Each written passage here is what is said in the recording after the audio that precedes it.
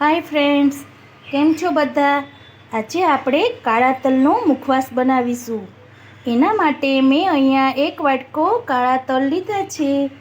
એને સરસથી ધોઈ અને ચાળણીમાં લઈ લીધા છે. તો હવે આપણે એમાં અડધી ચમચી જેટલી હળદર એડ કરીશું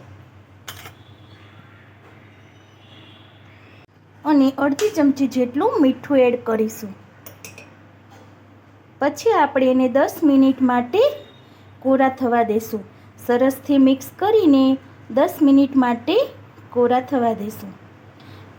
આપણા તલ કાળા છે એટલે હળદર તો દેખાવાની તો નથી જ, પણ આપણે તો પણ નાખી છે, થોડો કલર ચેન્જ થાય.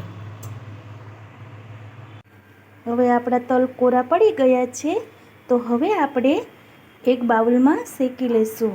મેં અહીંયા ગરમ કરવા મૂકી દીધું છે. તો હવે આપણે એમાં બધા તલ એડ કરી દઈશું અને મીડિયમ ગેસ ઉપર આપણે શેકીશું. આવી રીતના આપણે ધીમા ગેસ ઉપર હલાવીશું. ગેસને ફાસ્ટ નથી રાખવાનો, મીડિયમ જ રાખવાનો છે. સતત હલાવતા રહેવાનું. હવે આપણા તલ સરસથી શેકાઈ ગયા છે, તો આપણે એને એક મોટા વાસણમાં ચાયણામાં લઈ લઈશું અને સેજ આપણે એને ચાળી લઈશું.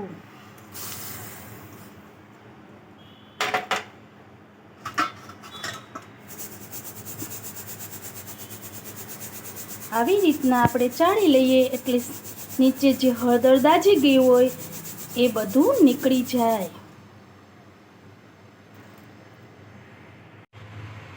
હવે આપણે તેમાં જે કલરફુલ વરિયાળી મળે છે બજારમાં એ એડ કરીશું, એટલે આપણો મુખવાસનો કલર બહુ સરસ આવે.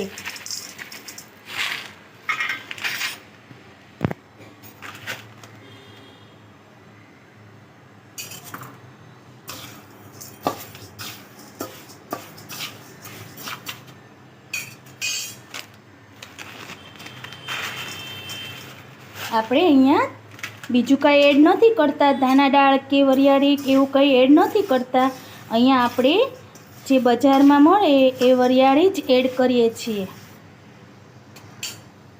તમે જોઈ શકો છો આપણો મુખવાસ હવે રેડી થઈ ગયો છે. જો તમને મારો આ મુખવાસ પસંદ આવ્યો હોય તો લાઈક કરજો, શેર કરજો અને નવો વિડીયો જોવા માટે મારી ચેનલને સબસ્ક્રાઈબ કરજો. Bye bye guys.